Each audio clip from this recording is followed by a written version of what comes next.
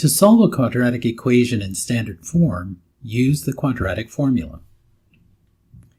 First, identify the values for a, b, and c, which you can see in the formula.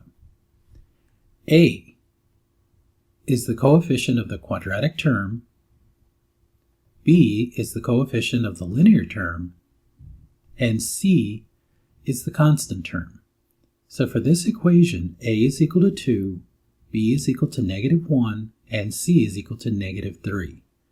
Take these values and plug them into the equation.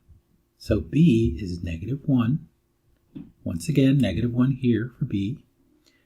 Here we put the value in for a, which is 2, and here we put in the value for c, which is -3. And once again, the value for a in the denominator. Simplifying, we get 1 plus or minus the square root of 1, and then -4 times 2 times -3 is going to be a positive 24. So it's 1 plus 24 under the square root. And in the denominator, we get 4. Simplifying further, we get 1 plus or minus the square root of 25 divided by 4.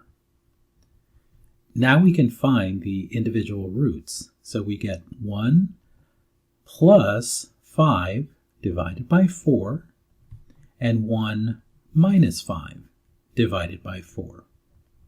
Simplifying, we get 6 divided by 4, which is 1.5. And here we get 1 minus 5 is -4 divided by 4 is -1. So these are the roots of this quadratic equation.